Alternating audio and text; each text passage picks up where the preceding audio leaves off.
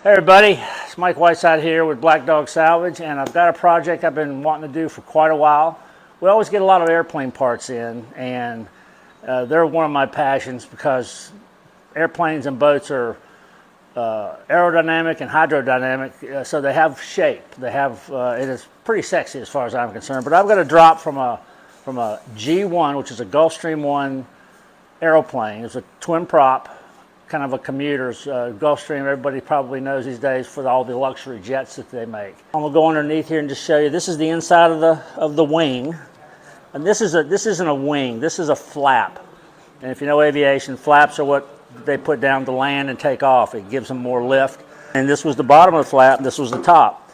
And these doors that I've epoxy closed held the hinges for this particular piece.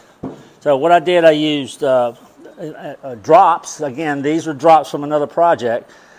So everything on here is kind of a waste product if you want to look at it that way. And this is walnut, black walnut. And these guys right here, these are control arms for flaps and other parts of the airplane.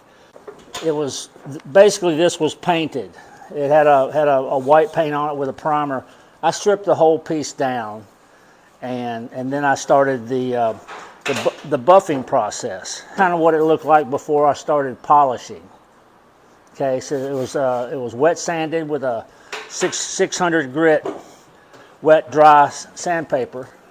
Come in with a buffer, a jeweler's rouge, and a buffing wheel, and just buff it. It's all handwork and a drill.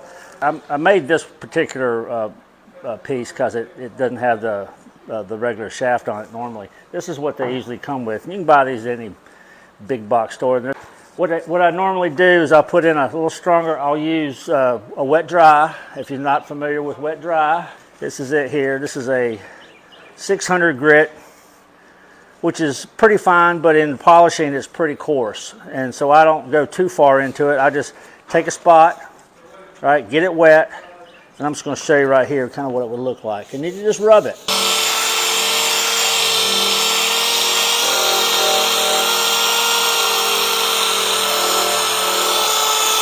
Now you can look at it, it's got a little different sheen on it. It's not quite as matte. And this is aluminum, so it'll polish up almost a mirror finish if you really put some time into it. But I don't need it to be that finished really.